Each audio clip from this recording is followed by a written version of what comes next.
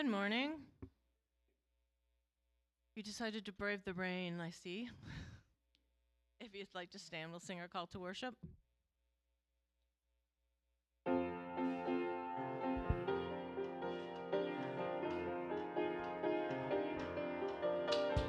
Welcome to the temple, welcome to the sanctuary. You don't have to worry, just come on in. Welcome to the presence, welcome to the family. No, you don't have to hesitate, you just come on in. Come on in and sit down, yeah. I saw you peeking through the window. I get you wondering just what's going on. So quit your sneaking around, this is where you belong. And open up the doors now. Welcome to the temple, welcome to the sanctuary. You don't have to worry, just come on in. Welcome to the presence, welcome to the family. No, you don't have to hesitate, you just come on in. Come on in and sit down, yeah. Now did you notice all the love around you? And did you hear all the voices raised in song? I hope you catch yourself dancing, singing along. So let your body move now. Welcome to the temple, welcome to the sanctuary. You don't have to worry, just come on in. Welcome to the presence, welcome to the family. You know you don't have to hesitate, you just come on in. Come on in and get down. Yeah. Welcome, welcome, come on in. Welcome, welcome, come on in. Welcome, welcome, come on in. Two more. Welcome, welcome, come on in. Welcome, welcome, come on in. Welcome. Thank you. Well, welcome, everyone. Oh, wow. All of a sudden, it filled up in here.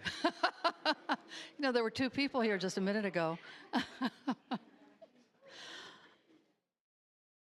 So welcome to the Unity Spiritual Center of Traverse City. I'm Ann Reed, your worship assistant today. I'm very, very happy to be here on this 4th of July, after 4th of July weekend.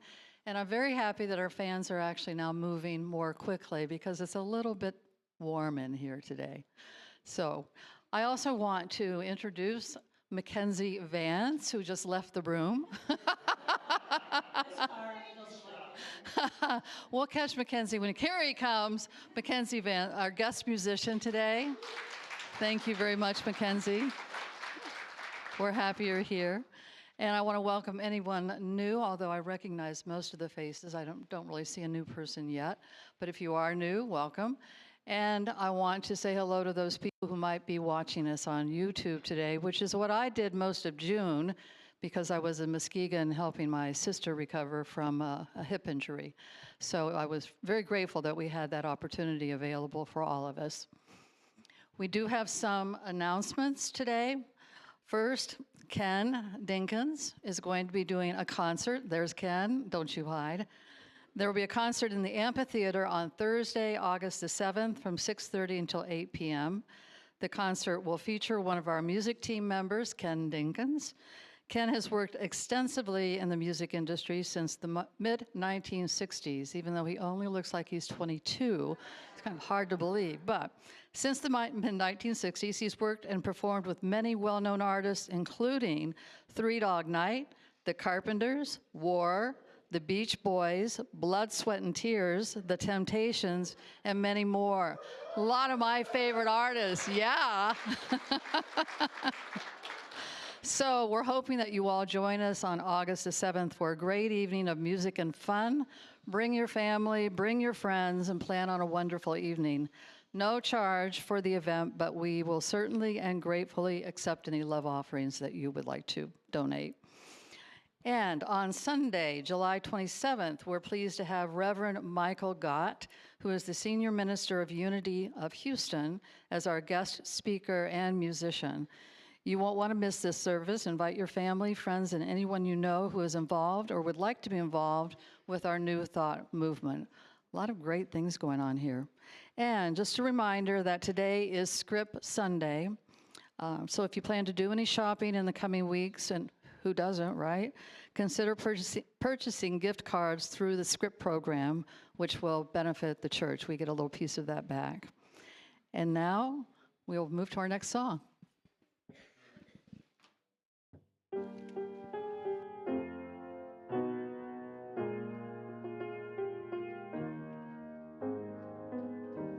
I open my eyes to the beauty of life. I open my mind to the window of peace. I open my heart to loving it all. I open my life to the Spirit of God. I open my eyes to the beauty of life.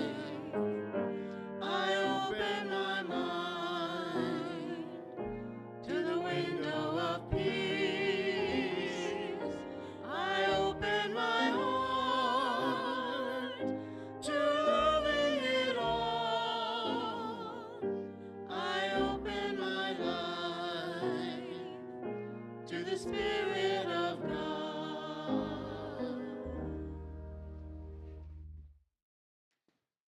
So we'll begin today's service with a prayer. So if you're comfortable, close your eyes.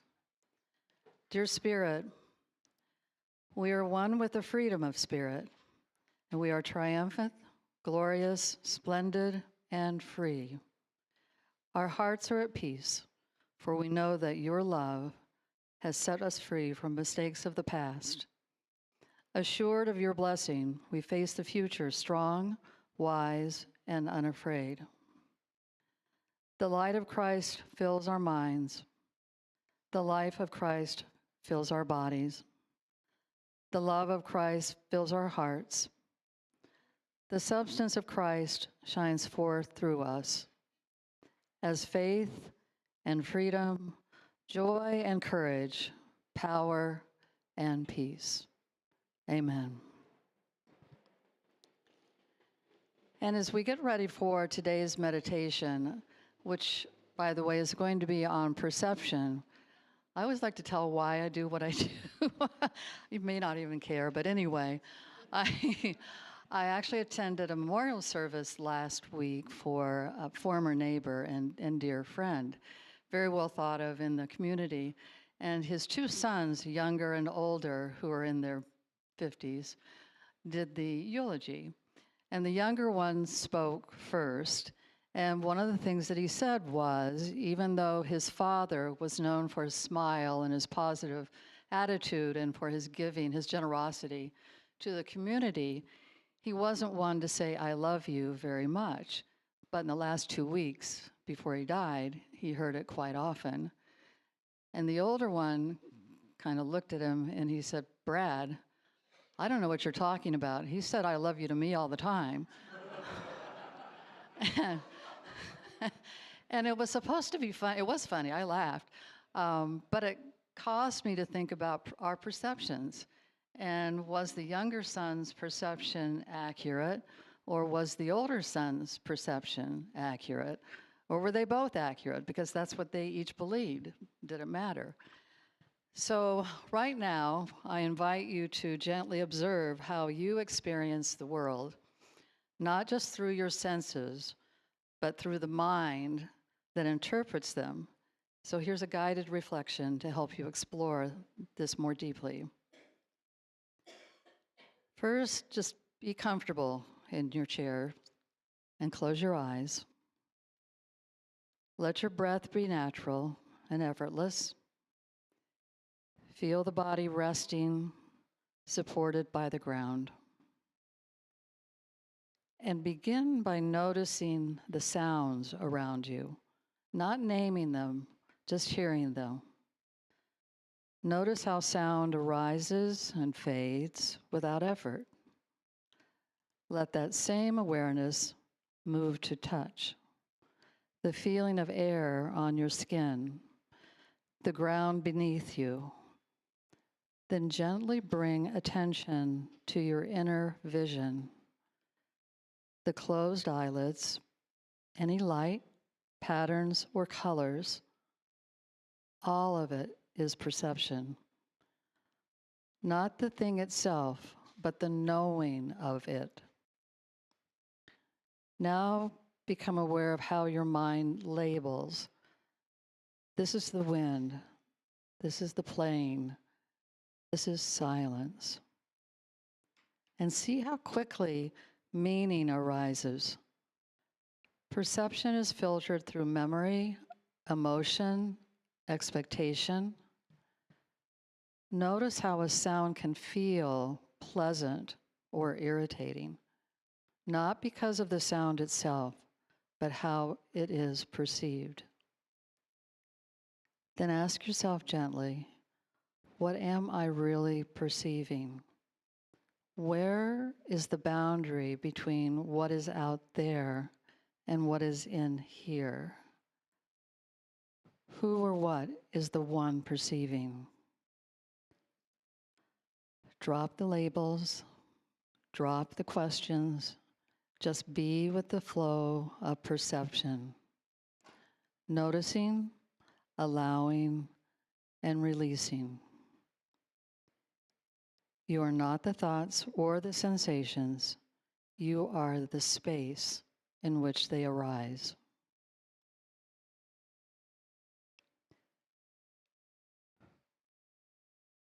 Perception is not a reality. It's a lens shaped by mind and conditioning. To see clearly is to loosen the grip of assumption. And in that loosening, there is freedom. And so it is. Amen.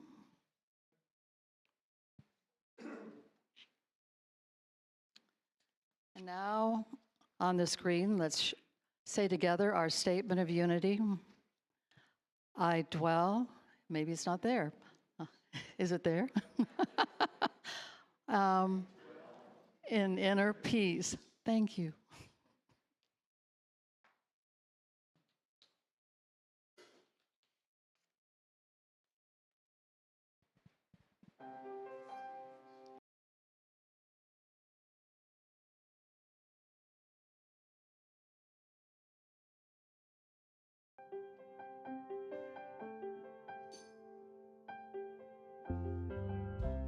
More than the clouds up in the heavens, more than the sands upon the shore, more than the colors of the rainbow or the poet's metaphor, more constant than the movement of the ocean's ebb and flow, more than you can fathom.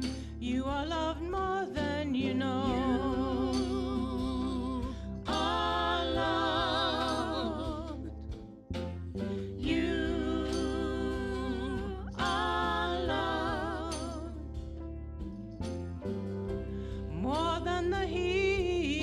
Summer or the power of the sun, more than the mystery of the full moon when the day is finally done, more than the countless icy crystals of the winter's falling snow. Beyond your comprehension, you are loved more than you know. More than my words could show. You are loved more than you know.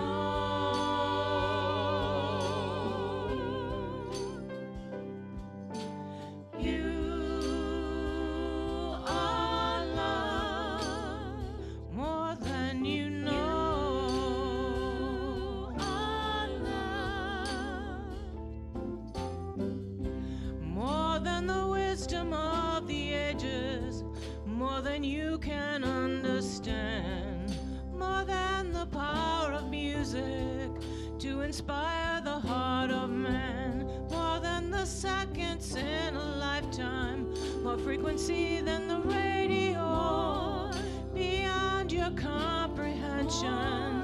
You are loved more than you know, more than my words could show.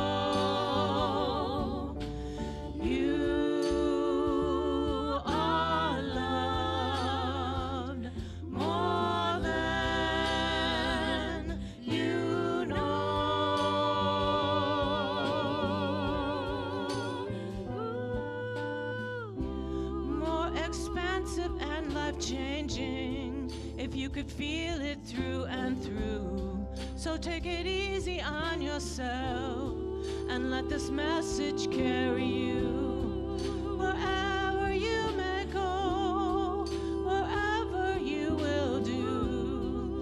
This love has got your back.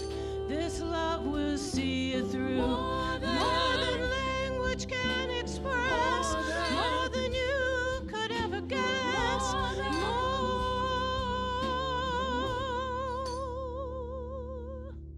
You are loved more than you know.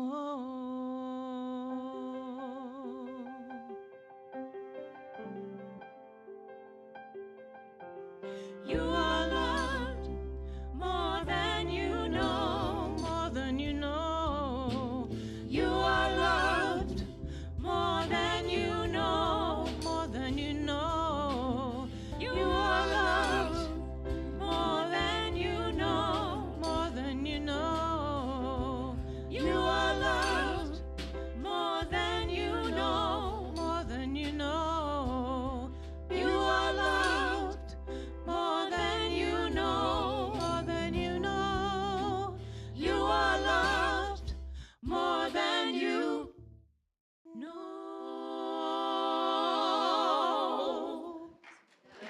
Whoa. Thank you very much. Again, we are so friggin' fortunate. Thank you.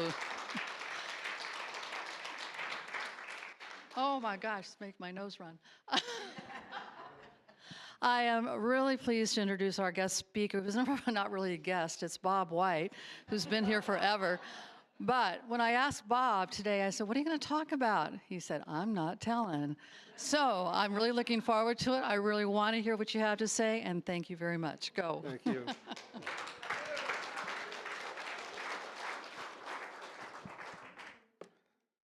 I really like the first part of our services because I never know what we're going to get. And once again, we not only got music that fits perfectly, and meditation could have come right from what I'm talking about today, because we can't control what's going on, but we can control how we react to things, and that's the important part of what I'm going to be discussing today. It's not too difficult to get caught up in all that's going on in the world today, and to chew on it, to think with it, to sit on it, and let it rise like the mercury in a thermometer if we let it. It's all around us. And I was driving around one day, and I was thinking about that, and I said, you know, it's like a revolution. You know, and there have been a lot of revolutions over the years. There's the French Revolution, there's the American Revolution and Industrial Revolution. There's the Soviet Revolution, there's the Chinese Revolution. But those are all restricted to a country or to an area of the world. Now, the whole world is experiencing this. And I call it, it's an evolution revolution. Because everything is in a sense of turmoil. Life feels upside down, inside out, and there doesn't seem to be any break from it.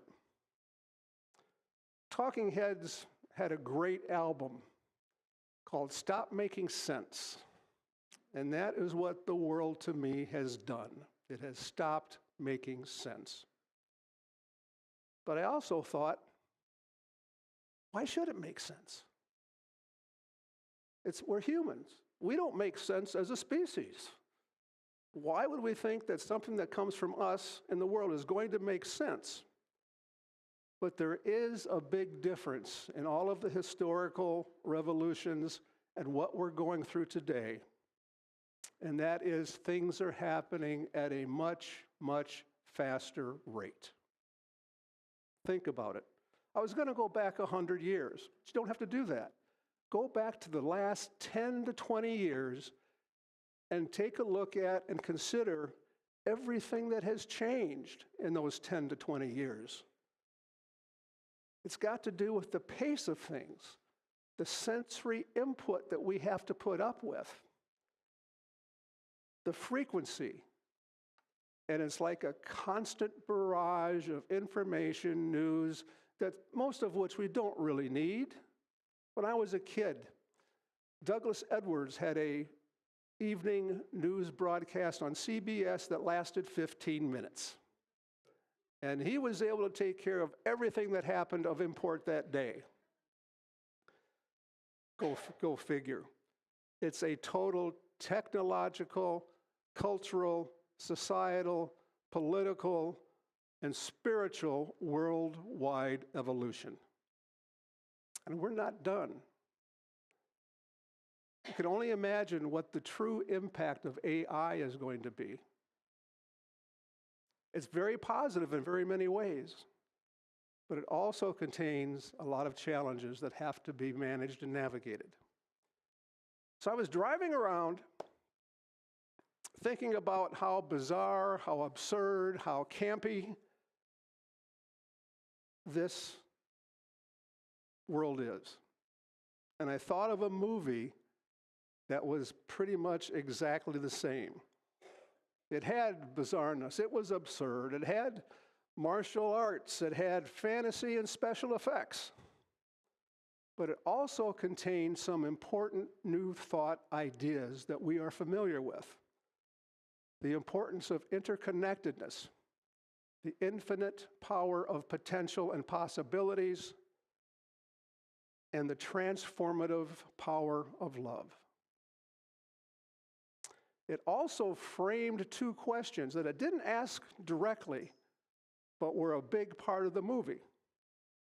What if every choice you made, every path not taken, existed simultaneously as another version of yourself? Think about that for a second. And what if you had the ability to jump into these various differences or various versions of yourself whenever you wanted to or needed to, and bring back with you everything that you need in the current place that we are? Now, this is not a philosophical or psychological discussion. It's about a movie and it's about new thought. And I took the title for my topic from the title of the movie, which is Everything, Everywhere, All at Once. How many of you have seen that? That's a lot of you. It's a great movie, but you have to leave your reality at the door. In every way, shape, or form, just go in for the experience. And I say it was great. I think you either love or hate the movie. I loved it. Lori, not as much. But it's still a good movie. It's off the charts weird. There are many unity thoughts and principles and messages that we are all familiar with. And for those of you who haven't seen the movie, I want to give you a brief synopsis so you'll maybe know a little bit of what I'm talking about when I talk about the movie. It's basically about a woman whose name is Evelyn Wang, whose life is a hot mess. She's besieged by feelings of missed opportunities in her life. She owns a laundromat, and if you've ever been in a laundromat, you know how bad that can look. She has a miserable relationship with her daughter, who thinks that she has abandoned her. She has a miserable relationship with her father, who has just moved from China to move in with them because he has cognitive problems. And she feels exactly about her father the way the daughter feels about her. And she's got a husband that she thinks is a wimp, who is actually, in some ways, the hero of this whole movie because he doesn't fight. And her business is crashing, and she is getting audited by the IRS. What a day. No. And one of the great parts of this movie, as an aside, is that the IRS auditor is Jamie Lee Curtis, and she does a phenomenal job. She is worth seeing this movie for. So in addition to all that, she finds out, for the safety of her family, herself, and the entire world, she has to go to what's called the multiverse. And she has all of this weight on her shoulders, and the multiverse answers those two questions that I just gave to you about different versions of yourself and being able to pull from those. Everything Evelyn ever thought about, did, or didn't do exists in different versions of herself in these separate multiverses, and she can access these different versions, get the skill, attributes, and everything that she needs from that version, and bring it back to the current version and use them as needed. What a trip. All of these things can empower us to live more fully, more lovingly, more purposely in the crazy, crazy world we find ourselves in today. This is a gleeful film that is a parable for many of our unity thoughts and principles. I don't know if they had that thought going in, but it's certainly there if you just look for them, or not even look for them, just see them along the way. Now, there are a number of core themes in this movie, and I'm not going to talk about all of them, but there are a few that I want to highlight. And that is the multiverse of infinite possibilities, finding joy and meaning in everyday life, embracing and accepting all of ourselves, and integrating into our lives the presence of the shadows that we all have. Being comfortable when facing chaos and absurdity, and the power of unconditional love and kindness. The multiverse and infinite possibilities. Evelyn has access to all these different multiverse things. She in different visions of herself, she was a chef, a movie star, a martial arts fighter. And actually, she was a big, heavy boulder with googly eyes. Like I said, this is a strange movie. But the googly eyes have an important part in the movie, and I'll get to that a little bit later. It represents, not the googly eyes, but the metaverse. All potential exists infinitely. And that every we ever have had is tangible and available to us somewhere. And that somewhere is actually obviously within us. It's there if we can summon the courage maybe to bring it up. That every talent, dream, unexpressed aspect of us exists within our consciousness and is available to us. We are not just who we are now. We are everything, everywhere, all at once.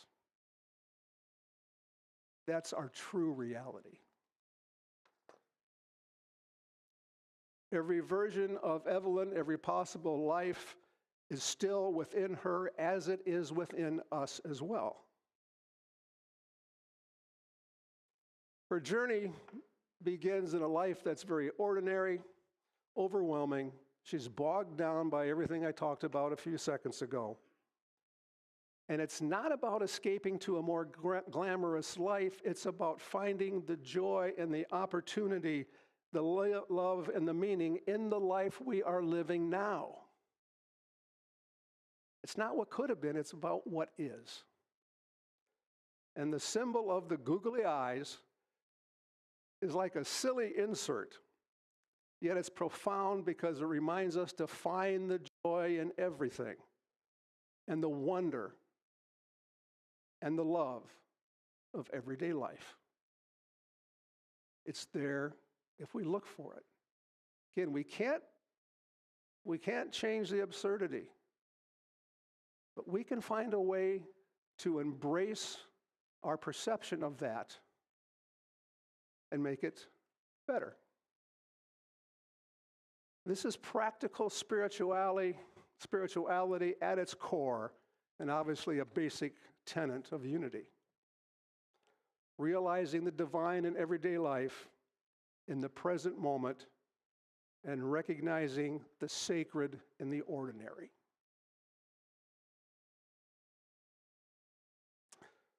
We don't have to wait for paradise. It's here now, in the simple, often overlooked moments of our lives. The second I want to talk about is embracing all of ourselves, integrating the shadow. Now, the antagonist in this movie is named Jabu Tapaki, great name, who also happens to be one of those versions or another version of her daughter. And her daughter is also a hot mess. She's having a whole lot of problems.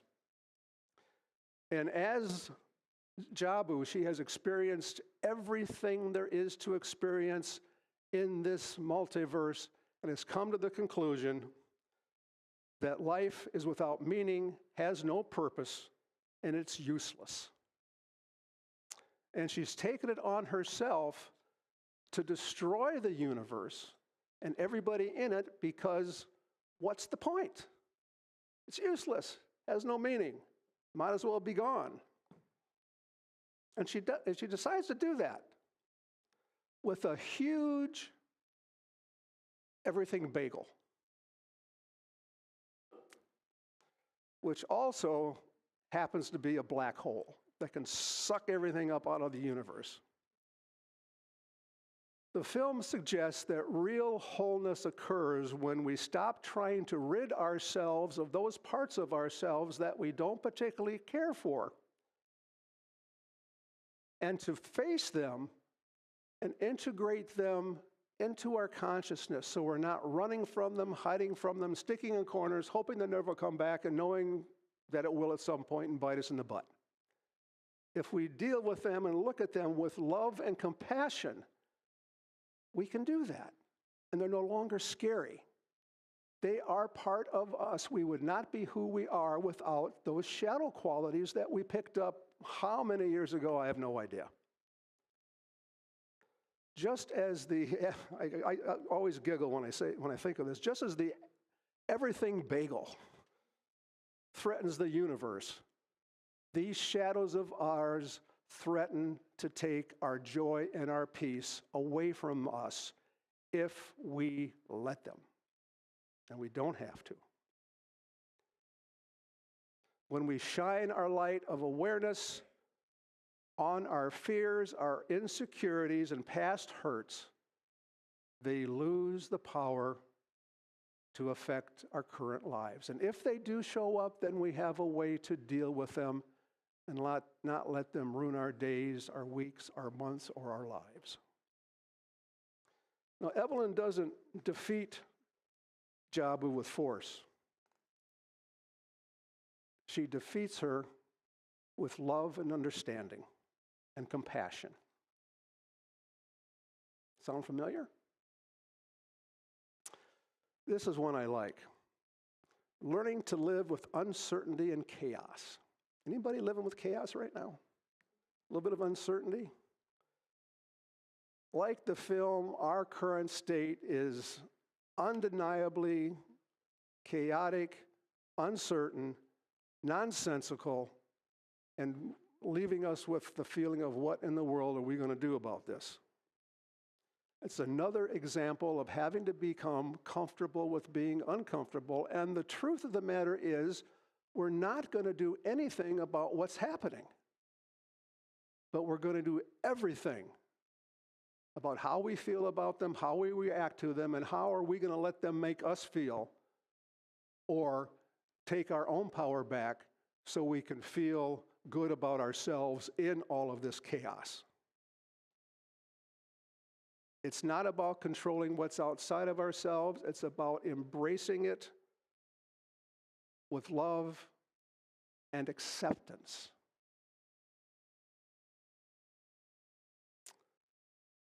It's classic unity because it's really trusting in divine order. That whatever is happening here is happening for a reason which is way beyond my ability to figure it out. But we can find some peace in these difficult times. It can be a type for our personal and spiritual growth. And it doesn't mean bad things are not going to happen, because they are, but we'll be better prepared to live with them and deal with them. And then there's the power of unconditional love and kindness. I don't think there's anything more powerful than those two. At its very core, this movie is about Evelyn coming to grips and accepting herself, her husband, her daughter. And this is the ultimate unity principle. Divine love as the ultimate reality. We can love ourselves, other people, as God loves us, if we choose to do so. That power is here and waiting to be used. This is not just an act of kindness. This type of forgiveness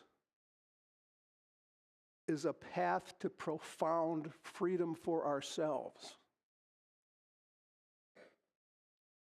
It calls for radical self-compassion to extend genuine, unconditional love and care to even those people that we disagree with heartily. And remembering that everybody is also a true expression of the divine, regardless of what we see in their human form. Well, that's a lot to take in 15 minutes. And the bottom line of all this is, how do we use these today? What do we do to help ourselves navigate our way through all of this craziness, all of the hoopla, all of the nonsense that seems to be becoming real? We have to learn to navigate our overwhelm and distractions. Our multiverse is not one of a parallel of constant information, endless social media, and an overwhelming array of choices. We're instructed by the film to focus on genuine connection, authentic love, and presence in the current moment. Right here, right now, in this moment, we can all feel peace. And we can continue with that. Finding personal meaning and purpose. We don't need to look outside for our validation, which is the way I lived for the first 60 plus years of my life. If I didn't think you liked me, or if I didn't think you think I did good enough, I didn't. And I would beat the holy you-know-what out of myself for it. But true meaning is formed through our relationships and our willingness to embrace the fact that we are on this unique journey that no one else is on, and we are all vital expressions of the divine. Building bridges in a divided world. This is one I had to give some thought to. The film's message is that we give radical empathy, understanding to the people who are the others or hold vastly different perspectives than we do. Our understanding of the principle of oneness can give us direction to do that, to help us build bridges rather than constructing more walls in our increasingly divided world. And the smallest act of kindness. This is my favorite part of the whole movie. One of the important aspects is how much of a difference a small, seemingly insignificant act of kindness can actually make in the world. The effect it has on the person you're being kind with, that can snowball to somebody else and somebody else. And that's the way we become more kind as a civilization. Acts of love and kindness are probably one of the things that can have the most profound results and experiences in our life, just by being kind. A simple act of compassion, understanding, and a decision to show up with love. These are the googly eyes that transform our reality and ripple out to everyone else. And it's our daily practice and our unity principles of making a difference one conscious decision at a time. This is my call to action today.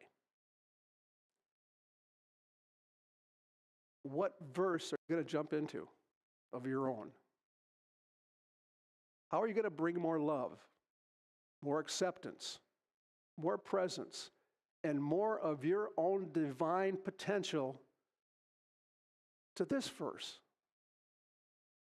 Because this is the only one that we really experience. It'd be nice if we had those verses, and maybe we do. We have access to all the things that we have thought, but we don't jump into them like they did in the movie. That'd be nice. I like that, but it's not going to happen. How can we navigate our own multiverse by bringing the best of what we are to it and sharing that with every person we come in contact with? I have a line from the movie that is my favorite. It comes from Evelyn's husband, whose name is Waymond Wong. And he's the one that she just despises. By the end of the movie, she comes to realize her love for him. Near the end of the movie, they're in a moment of intense chaos, uncertainty, and confusion, and he says this: "The only thing I do know is that we have to be kind.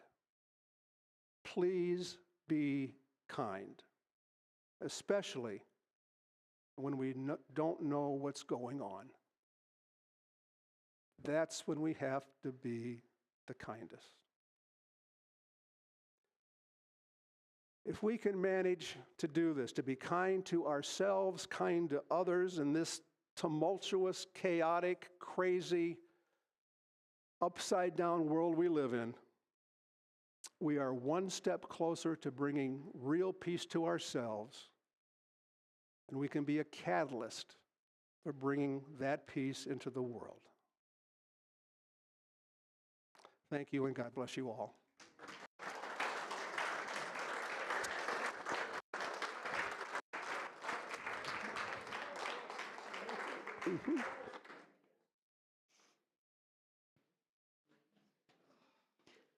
Thank you, Bob.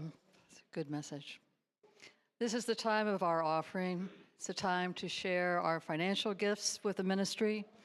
And as children of a loving God, we live in the light of abundance, deeply grateful for all that has been given and all that is to come. We embrace the good that God provides with joy and thanksgiving. So together, let's say our prosperity blessing. I am peaceful and prosperous, knowing that God's unlimited good is available to me. We'll do it one more time. Is it up? Oh, well, why don't you say what's up there?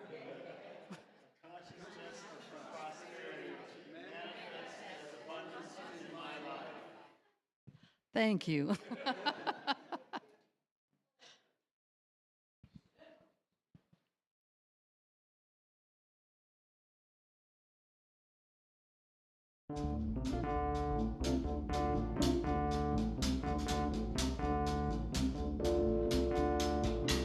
I am a considered creation.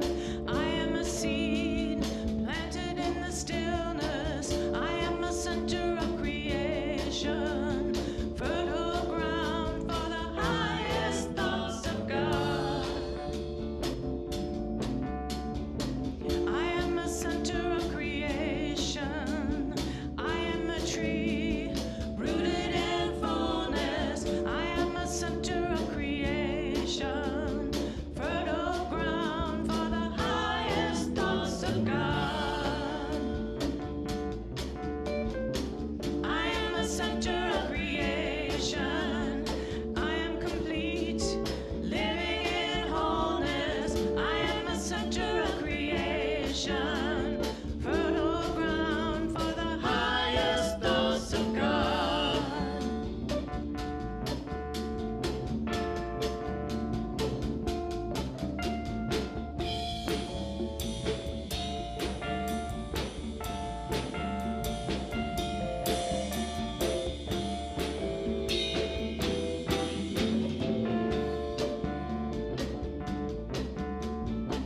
I am a center of creation. I am a seed planted in stillness. I am a center of creation, fertile ground for the highest thoughts of God. I am a center of creation. I am a tree rooted in fullness. I am the center of creation, fertile ground for the highest thoughts of God. I am a center of creation.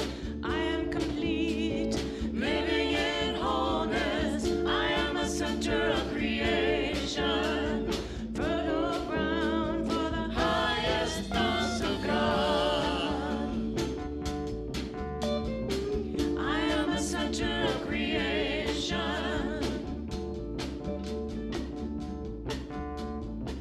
I am a center of creation.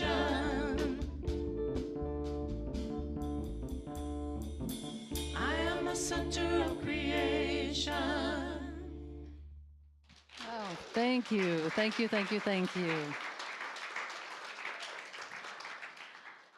Again, I want to welcome any people who might be here for the first time, and if you would like to know more about who we are, Unity Spiritual Center of Traverse City, we do have packets in the back. I want to say a special thank you to the music team. As always, you guys are fabulous, and especially to Mackenzie, who joined the team today to help us out. So thank you all very much. We do have prayer chaplains available, usually someone in the hallway, someone up front. So if you have a special prayer request, please do take advantage of that particular part of our service. It's a very special part and important part of Unity. And with that, have I forgotten anything, Bob? No? All right, then let's get in our circle. Here. You start it, you start it.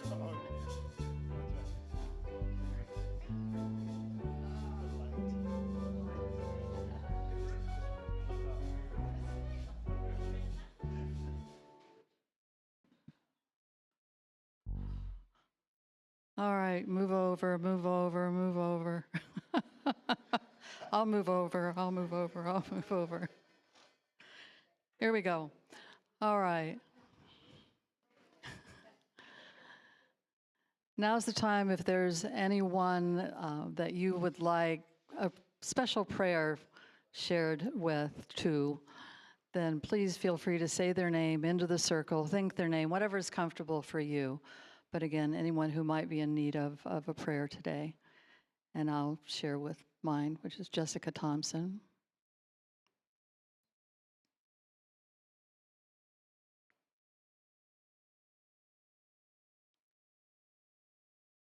And with that, we'll say our prayer for protection. The light of God surrounds you